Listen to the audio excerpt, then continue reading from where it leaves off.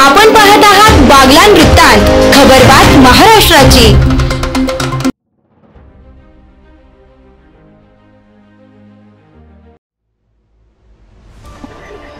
सरस्वतीवाडी तालुका देवळा येथून चक्क कांद्याने भरलेला ट्रॅक्टर चोरीस गेल्याने शेतकरी भयभीत झाले असून सुमारे 10 लाख रुपयांचे आर्थिक नुकसान झाले आहे। याबाबत देवळा पोलिसात तक्रार दाखल करण्यात आली आहे।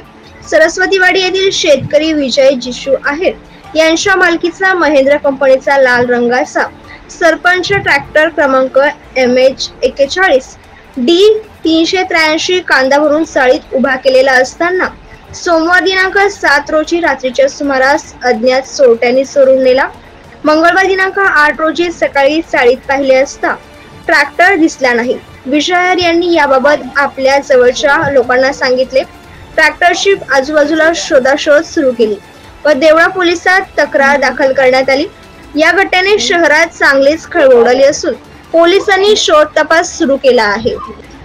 याबाबत स्वाभिमानी शेतकरी संघटनेचे समन्वयक कुबेर जाधव यांनी बागलाण वृत्तांताशी बोलताना सांगितले की 10 वर्षापूर्वी कांद्याला 5 ते 6 हजार रुपये क्विंटल असा दर मिळत होता। त्यावेळी सटाणा बाजार समितीच्या आवारातून किकवारी व धानदारी येथील उत्पादक शेतकऱ्यांचे कांदा भरलेल्या अवस्थेत चोरीला गेले होते।